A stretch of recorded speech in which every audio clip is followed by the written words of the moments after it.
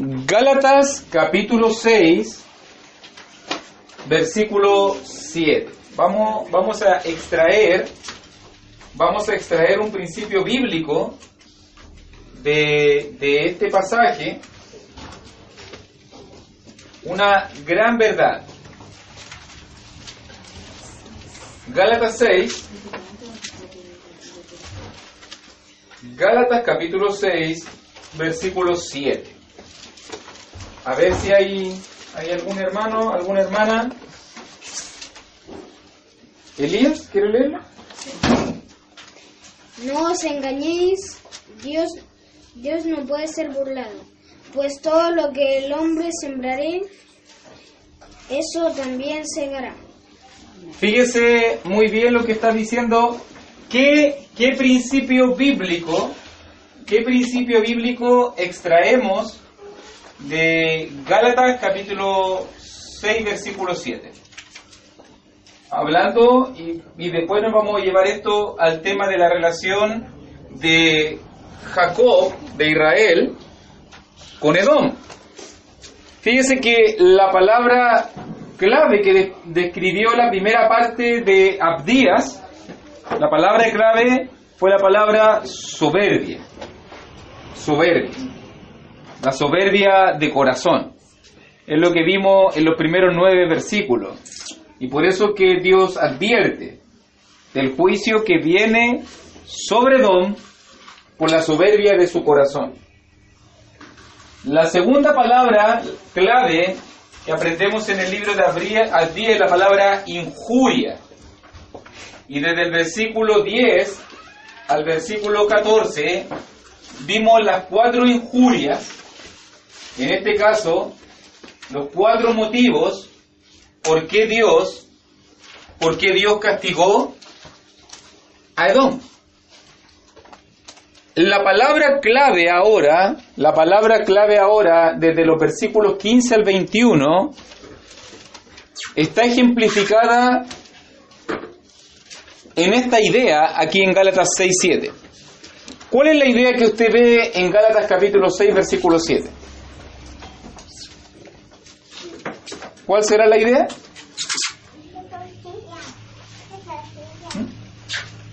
¿Qué es lo que ve? En una palabra. ¿Ah? Sembrar.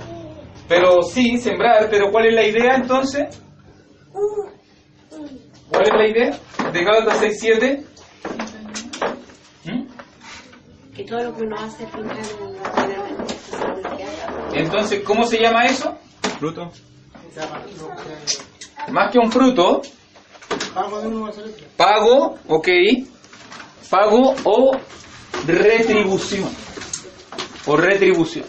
¿cierto?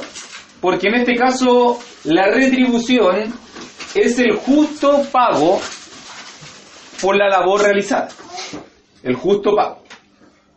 Eso es lo que nos está diciendo Gálatas capítulo 6, versículo 7. No se engañen, Dios nunca va a ser burlado. Al final, lo que viene a tu vida, solamente o muchas veces, es la cosecha de lo que tú mismo sembraste. Y es un principio bíblico claramente establecido, que todo lo que el hombre sembrare, eso también va a segar. ¿Ok? Entonces, ¿qué fue lo que Edom sembró en su corazón por cientos de años? Edom sembró en su corazón odio, Edom sembró en su corazón rencor, Edom sembró enemistad, envidia, problemas, conflicto, soberbia. Dice Dios, en los versículos que viene ahora, llegó el momento de arreglar cuenta con Edom. Dios advierte a Edom, Dios le explica por qué lo va a castigar. Ahora llega el momento donde Dios va a arreglar cuentas con Edom. Y el principio bíblico que Dios va a aplicar, todo lo que el hombre sembrare, eso también va a cosechar, eso también va a segar. Entonces, comencemos, vamos al día, porque esa es la idea que comienza diciéndonos allí En Abdías capítulo 1, versículo 15, si usted lo ve bien, el principio de la retribución. ¿Algunos conceptos que explicar? Sí, hay algunos conceptos que explicar. Por ejemplo, la frase el día de Jehová. ¿Qué entiende usted cuando escucha la frase el día de Jehová?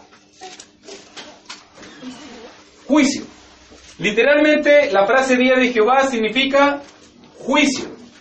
En el Antiguo Testamento y en algunos libros del Nuevo Testamento, el día de Jehová tiene que ver con juicios parciales de Dios. O sea, Dios interviniendo en los asuntos de los hombres y castigando a los hombres. Pero en esencia, el último y gran día de Jehová es el día del Señor, es el juicio final.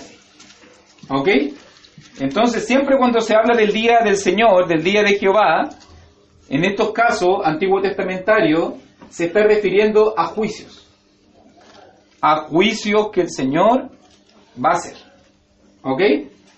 Qué importante. Uno puede mirar, por ejemplo, el libro de Joel, usted puede leer el libro de Sofonía, incluso hasta el mismo libro de Habacuc, y cuando uno lee esos libros, uno se va a dar cuenta que hay mucho énfasis en la frase, viene el día de Jehová, viene el día de Jehová, viene el día de Jehová, y eso es solamente una advertencia para que nos preparemos para encontrarnos con el juicio de Dios. Y por si acaso, cuando hablamos de encontrarnos del juicio de Dios, no significa el juicio final. Lo que estoy diciendo, para que Dios te examine, para que Dios me vea, para que Dios me pruebe, para que Dios a través de circunstancias o situaciones ponga en este caso su ojo, su lupa, su balanza, para poder observar cada una de nuestras vidas. Ahora le corresponde a Edom. Edom ya pasó por la lupa de Dios. Edom ya manifestó. Si usted se fija, esto es como una enfermedad. Al principio, Edom fue al médico y el médico le dijo, cuídese. Edom no se cuidó. Siguió teniendo un problema de corazón. Tómese la aspirina, no se la tomó. Siguió comiendo grasa saturada, de odio, de rencor. Siguió subiendo su colesterol y todas esas cosas. Después de eso, el médico le da el diagnóstico, ve los exámenes y le dice, esto es lo que usted tiene que corregir. Las 4 cosas que vimos que Dios detestaba de Edom: su indiferencia, su burla, su aprovechamiento y su odio hacia su hermano. Ahora ya llegó el momento donde el médico tiene que dar la medicina,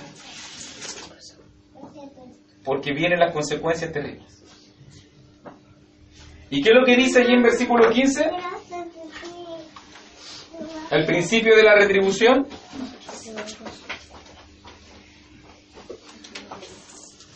Porque cercano está el día de Jehová. Note esta frase, sobre todas. ¿Qué entiende usted por eso? Primero, para entender esto en cuanto a Edom. ¿Edom había proclamado a Jehová como su Dios? ¿Edom servía a Jehová como su Dios? ¿O servía a dioses paganos? ¿Qué sabe usted? ¿Sabe algo de la historia? Bueno, uno entiende que el único pueblo monoteísta que existía en esos tiempos era Israel. Edom no servía al Dios verdadero. Pero, ¿por qué Dios juzga a Edom? ¿Por qué? ¿Por qué Dios castiga a Edom? No siendo parte de su pueblo, no dejándole una ley escrita, no dándole mandamientos específicos, no apartándolo como nación santa o real sacerdocio como lo hizo con Israel. ¿Por qué? ¿Por qué Dios castiga? ¿Por qué Dios pone su mano sobre Edom? Para corregirlo. ¿Pero por qué? Estoy pensando en un por qué, en los motivos. Para que se vuelva del pueblo. ¿Por qué? ¿Qué observamos en el libro?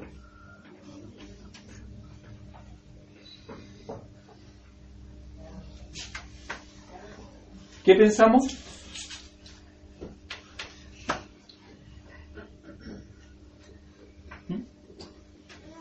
¿Por qué será que Dios puede juzgar a Edom y decirle lo que le está diciendo a Edom?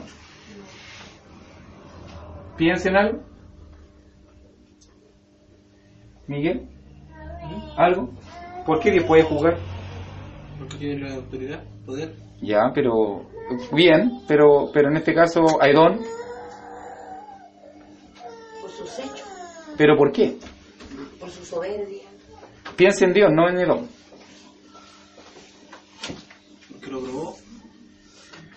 ¿Pero por qué? ¿Alguien por ahí? Lucas, ¿por qué? ¿Será?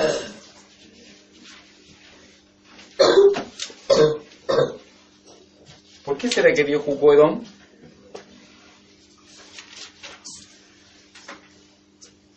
Enfocamos su vida. ¿Por qué, mi amorcito? ¿No para qué?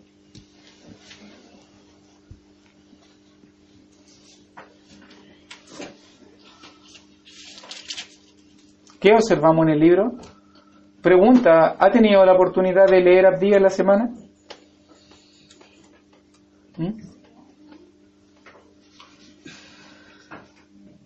Porque Dios era dueño de todas las cosas, Ok. de todas las naciones. Mire, una de las frases que más se repite en todo el libro, versículo 1, al final casi, y mensajero ha sido enviado a las naciones.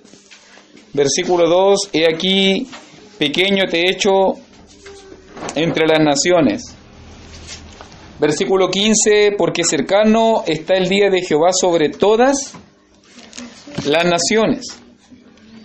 Versículo 16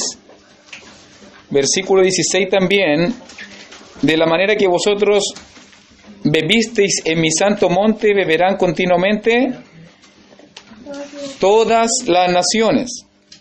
Y note en el versículo 21 al final, después de hablar del juicio al monte de Esaú, dice, y el reino será De Jehová. de Jehová.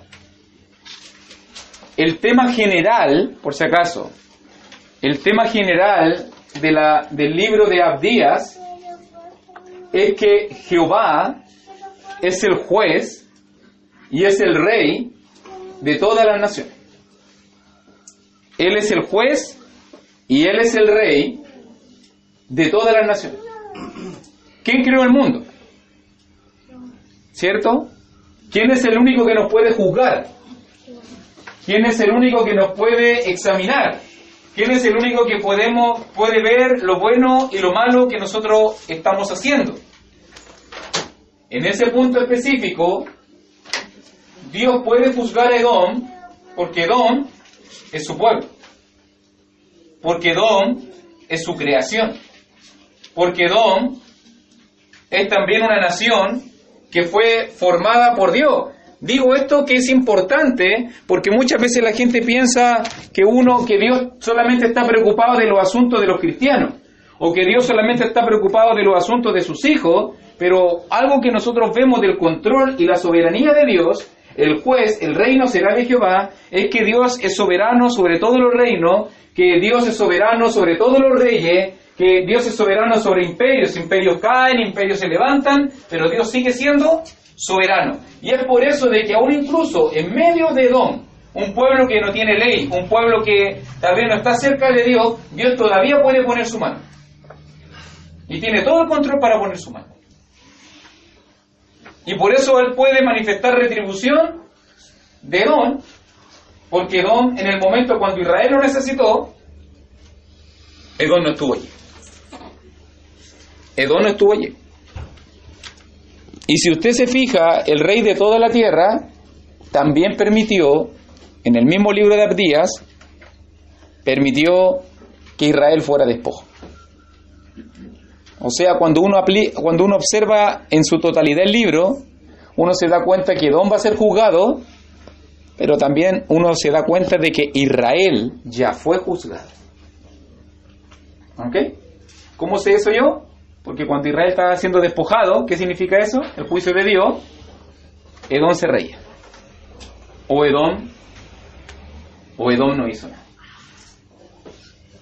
¿Ok?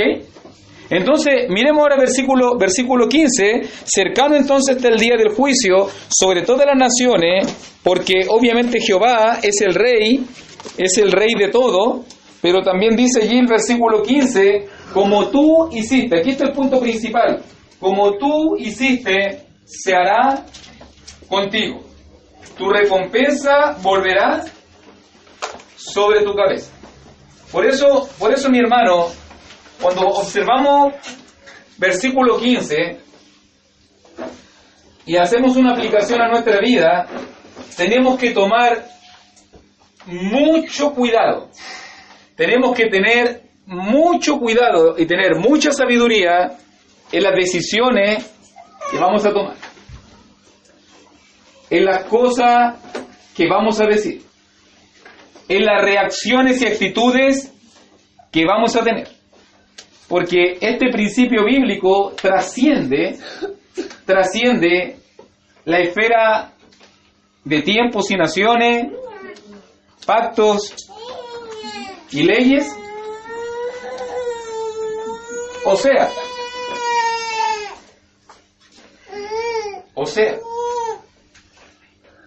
preocúpese. ¿De qué se preocupa normalmente la gente cuando pensamos nosotros en la vida? Normalmente nosotros nos preocupamos de la cosecha, ¿no? ¿Cuándo es que nosotros nos preocupamos?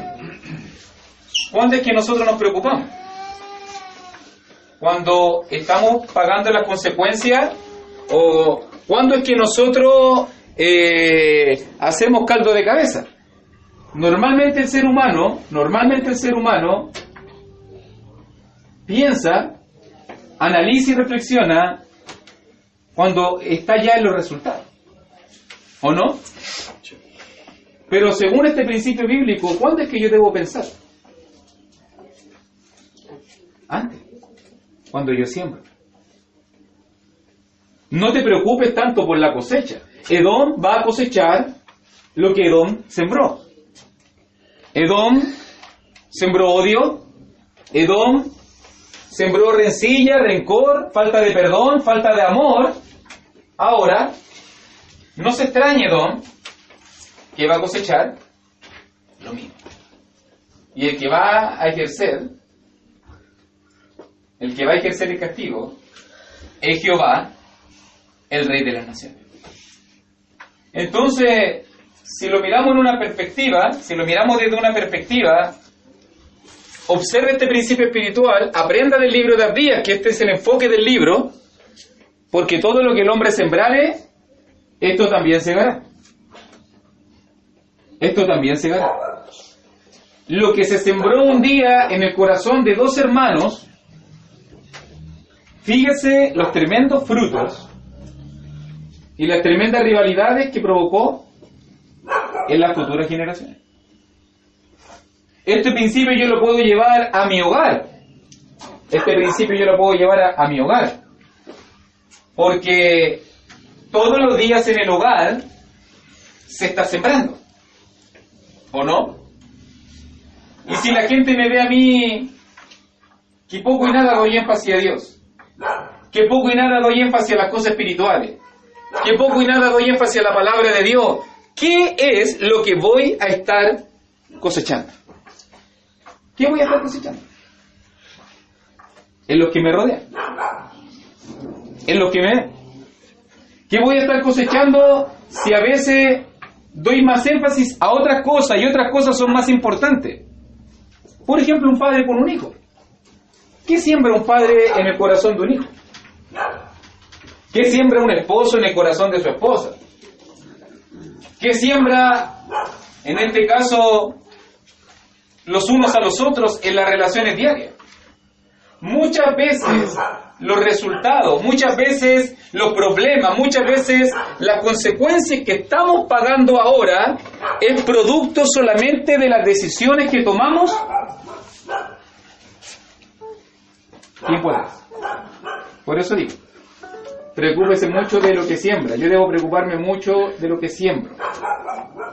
Porque la gente recibe la semilla. La gente recibe la influencia. La gente recibe. En este caso, tú siembra y tarde o temprano eso va a traer una cosecha. Si lo que usted sembró es positivo y bueno, entonces la cosecha va a ser buena. Pero si usted lo que sembró en la gente es negativo y malo, lo que usted va a tener entonces es perjuicio. Estaba viendo dentro de los principios que uno debe buscar a los hijos, ¿cierto? Es la aviniencia entre los hijos. Debe sembrar unidad en la familia. Pero también estaba pensando yo en el tema de Dios, se está formando el pueblo de Israel, le dio leyes, y no entiendo por qué en este caso no se preocupó también Dios de Saúl, lo dejó solo nomás. Y Jacob también cometió un error grande ahí con él, pero tampoco Dios le dijo, decídate con tu hermano. ¿Leíste la historia? ¿Para hacer ese comentario? Yo digo... No existe ninguna parte... Sí, existe. Por lo menos hubo 4 eventos cuando pasaron que incluso Dios le dijo y le hizo regalo a Esaú. Le regaló 400 vacas, ganado y varias cosas así cuando incluso Jacob lo fue a buscar. Jacob lo fue a buscar cuando... Ese es cuando se encuentra en la historia de la escalera al cielo. No sé si usted escuchó la historia de la escalera del cielo cuando un día Jacob tuvo un sueño y había una escalera del cielo y los ángeles subían y bajaban. Bueno, uno se pregunta qué estaba haciendo Jacob ahí, ir a buscar a su hermano. Eso estaba haciendo. Y para ponerse en paz, ahí se abrazaron, se besaron, se perdonaron por si acaso. Porque estuve revisando la historia. Por si acaso. Ahí se abrazaron, se perdonaron y se dijeron que ya todo había pasado cuando murió la mamá. Cuando murió en este caso Rebeca. Y eso lo estuve revisando por si acaso para poder aportar a la historia, porque eso significa que a pesar de que Esaú con Jacob como hermano pudieron hacerse obsequios y pasar tiempo juntos y poder tener casi una clase de perdón, parece que eso no fue suficiente para las generaciones que vinieron. Parece que no fue suficiente.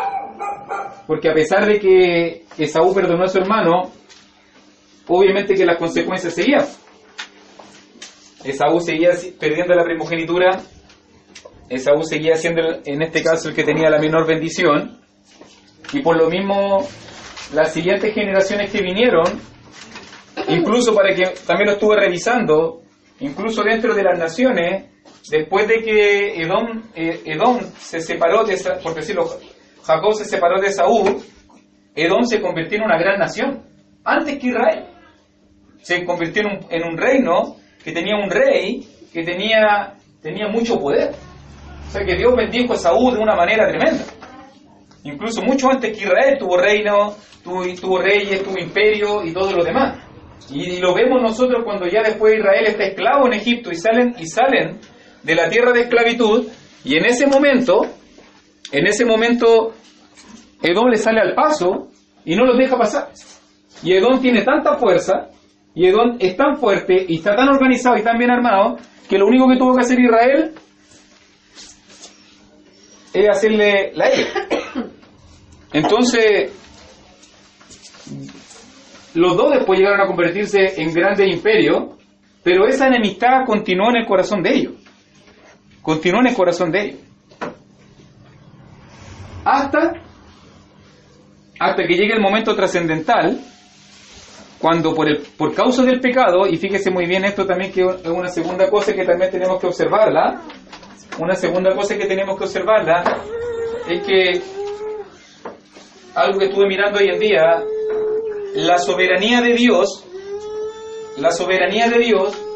respeta nuestro libre albedrío, ¿no? La soberanía de Dios respeta nuestro libre albedrío.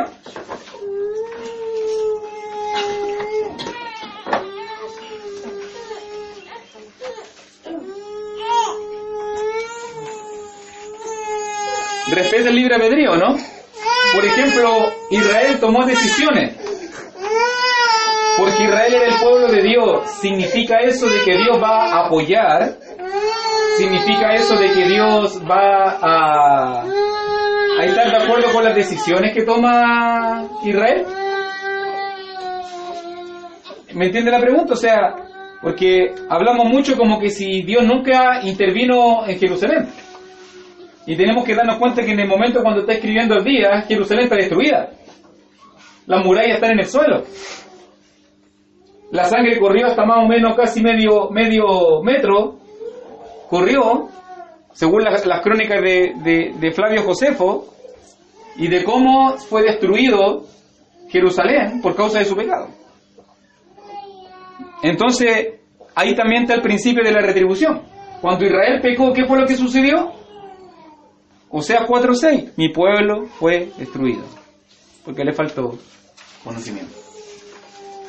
Y lo vemos en el libro de Daniel. Y estamos estudiando los domingos en la mañana que están esos 3 jóvenes. ¿Dónde están? Conquistados en otro país, en la deportación. ¿Por qué? Porque pecaron. Porque pecaron. Entonces, en este caso, el principio de la retribución es universal y es transversal. Dios a su pueblo Israel, cuando Israel hizo algo que le desagradó, Dios, ¿qué es lo que hizo? Lo que el hombre sembrare, eso va a cosechar. Israel fue destruido. El templo fue destruido 3 veces.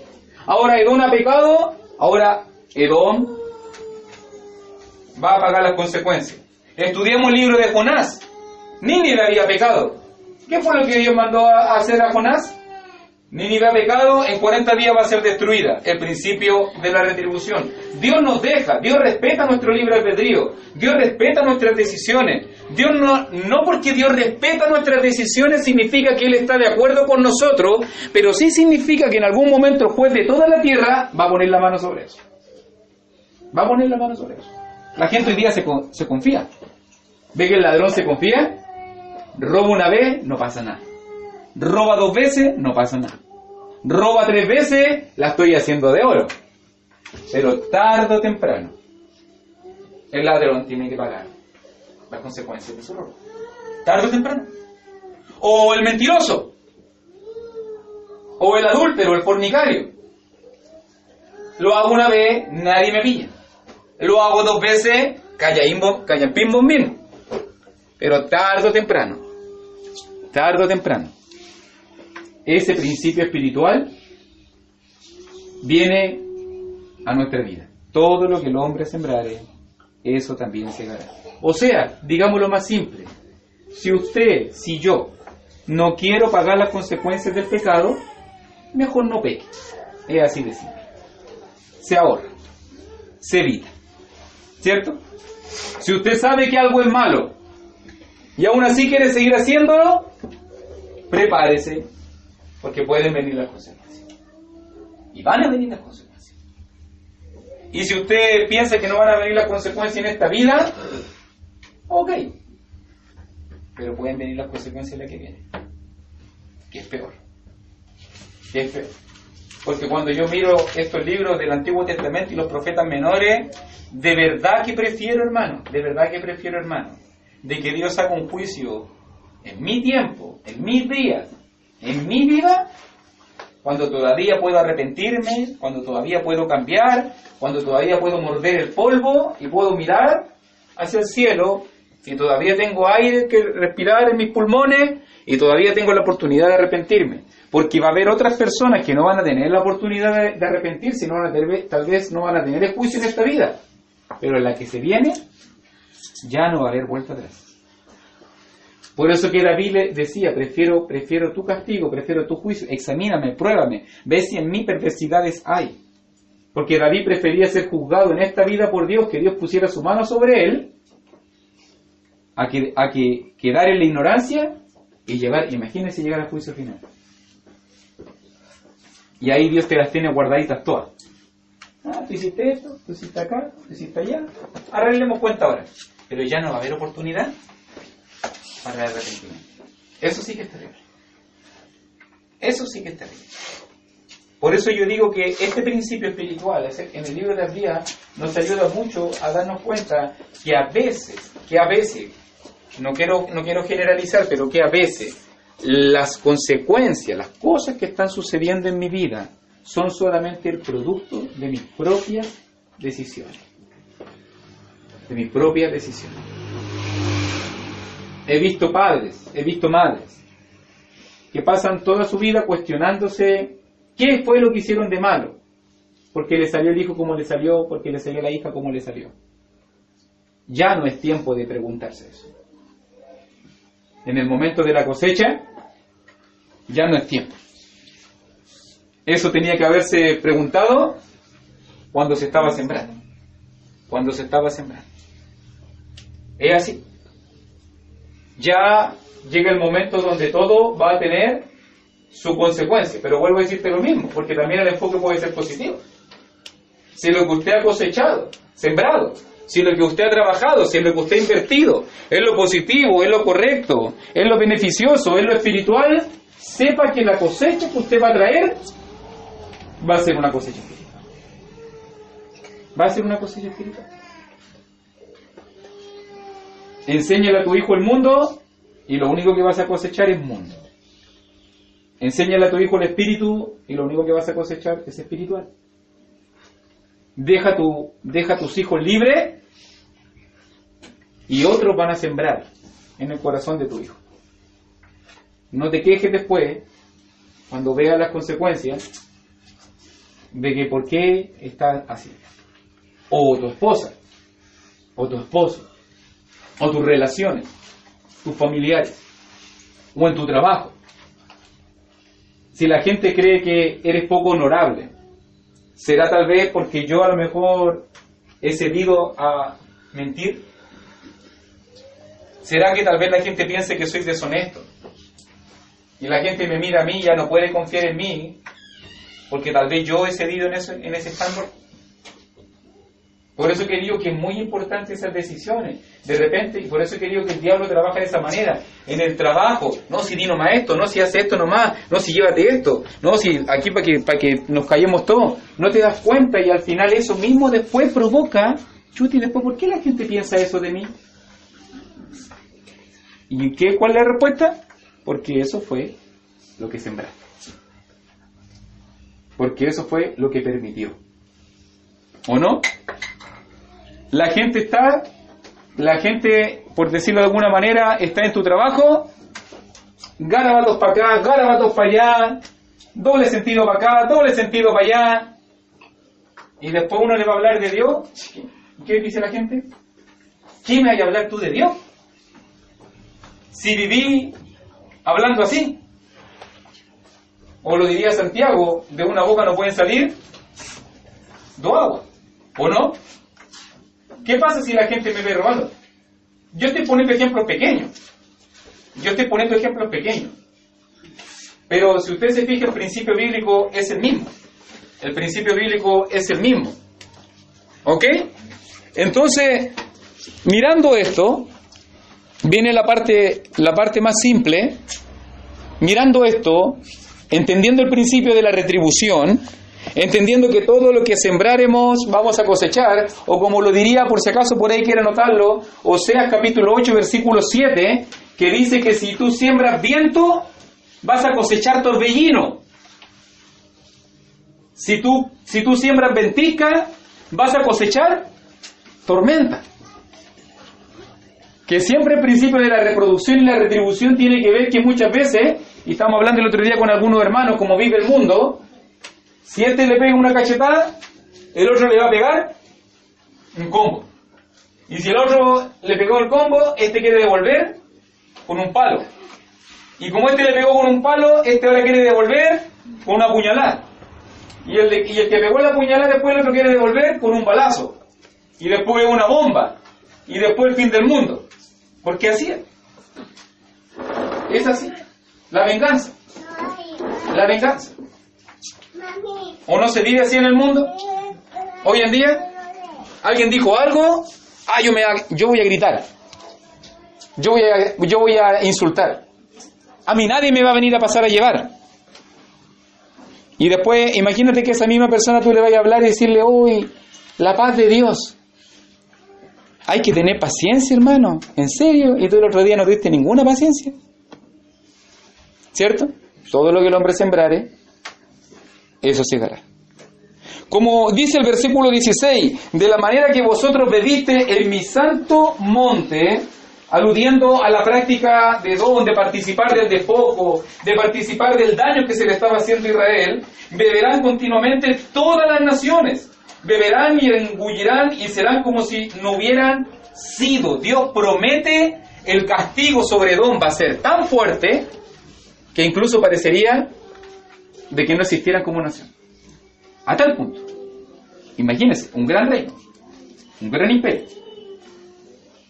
Pero qué bonito lo que dice acá, porque dice versículo 17, más en el monte de Sión. En el monte de Sión tiene que ver con los hijos de Dios, tiene que ver con el Israel espiritual. Habrá un remanente que se salve, hablando obviamente de la restauración futura de Israel, y será santo, y la casa de Jacob recuperará sus posesiones. La casa de Jacob será fuego, y la casa de José será llama, y la casa de Saúl, Edom, estopa.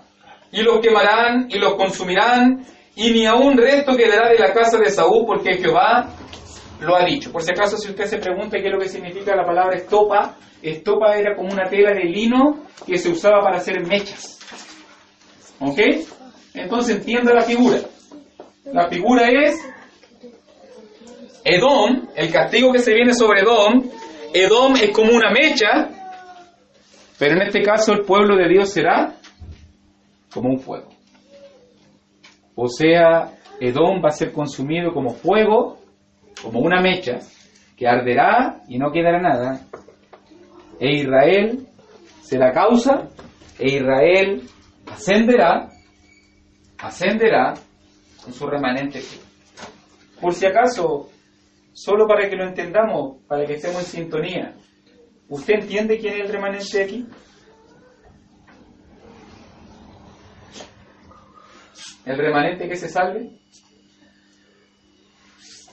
¿Quién es el remanente hoy en día? Porque Israel desapareció como nación.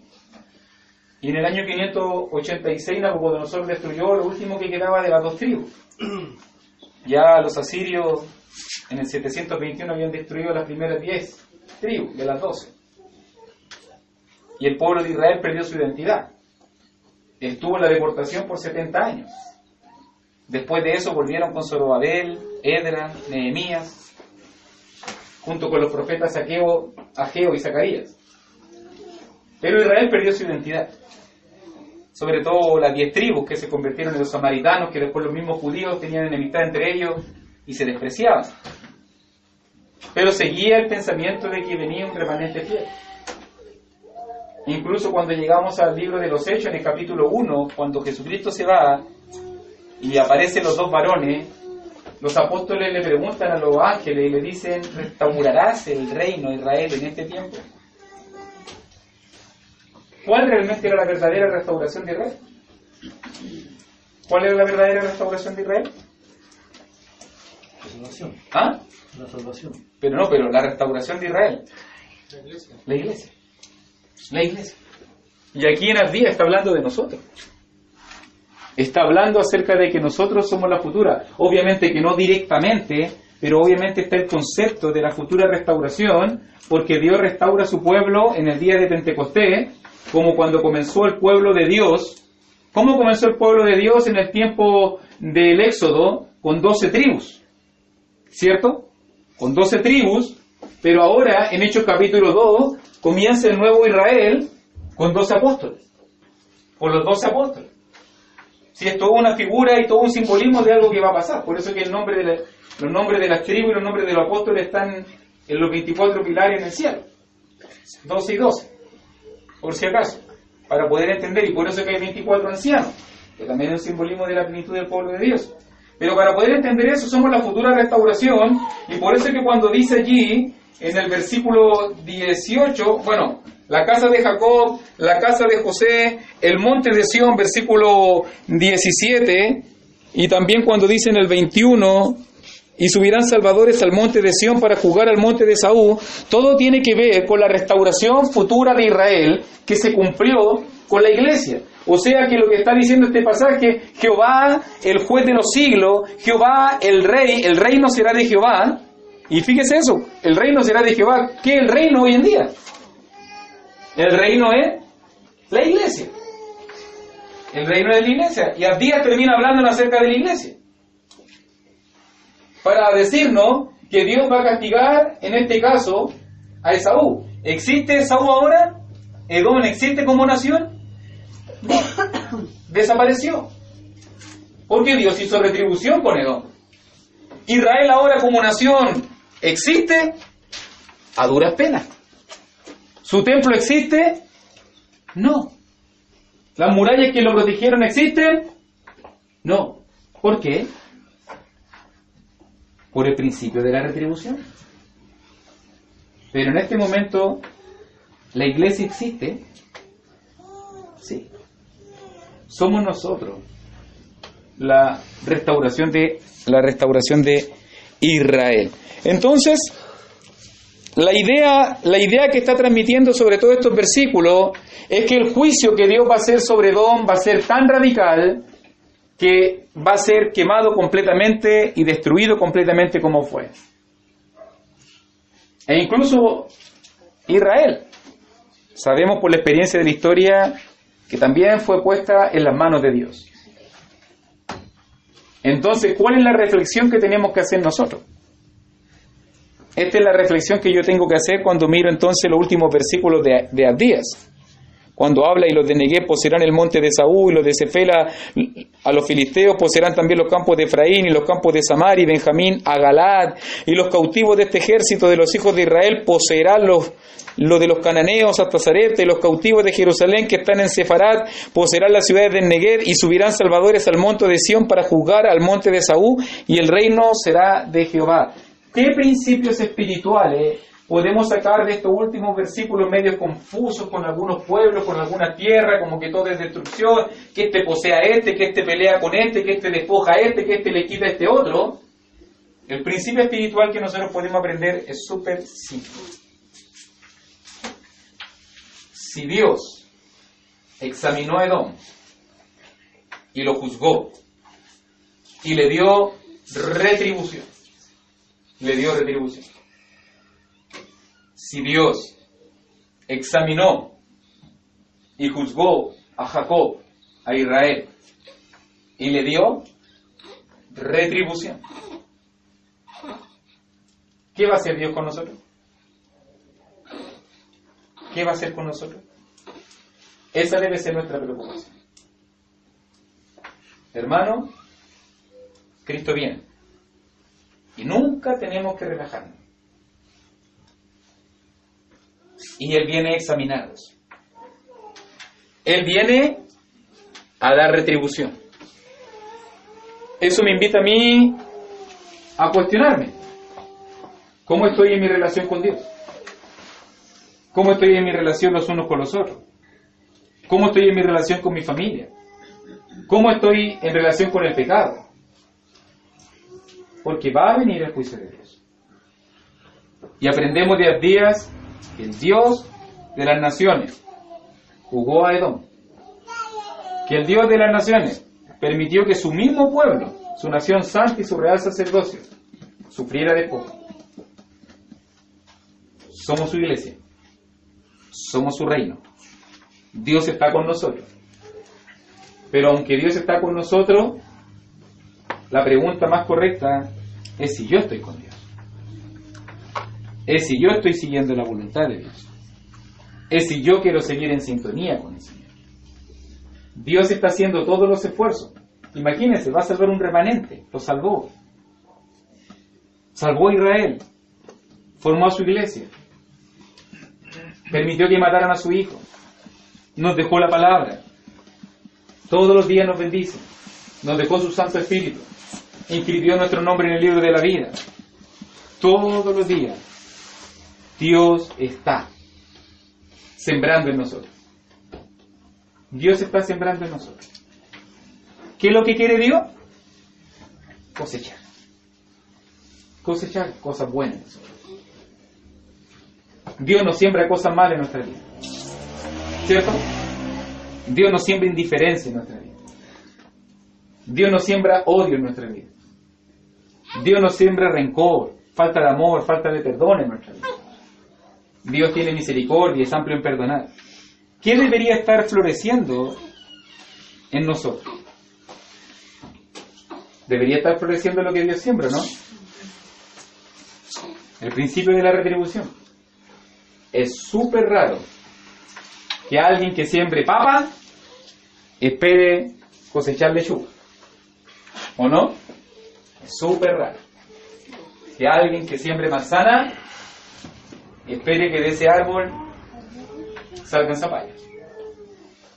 Si Dios está sembrando todos los días lo bueno en nosotros, si Dios está sembrando todos los días cosas espirituales en nosotros, preocupación, responde nuestras oraciones, bendice, sana, alimenta, ayuda.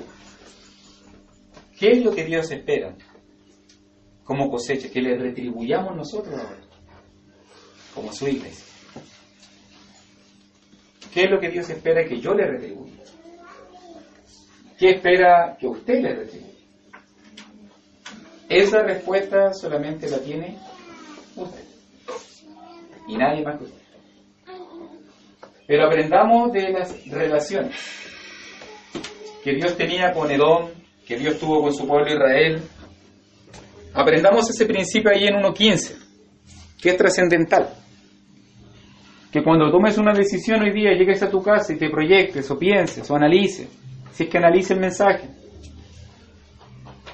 Preocúpese de lo que hoy día va a cosechar, de lo que hoy día va a sembrar, porque en el futuro de la decisión que tomó hoy, usted va a vivir, usted va a sembrar, o sea, usted va a cosechar, usted va a cegar. ¿Ok? No nos quejemos, no tenemos oportunidad de quejarnos. Dios te está dando todos los días la oportunidad de sembrar y de tomar decisiones, y de esas decisiones vamos a pagar las consecuencias o disfrutar las consecuencias de lo que nosotros decidamos en él. ¿Ok? ¿Comentario? ¿Qué le pareció por lo menos este principio?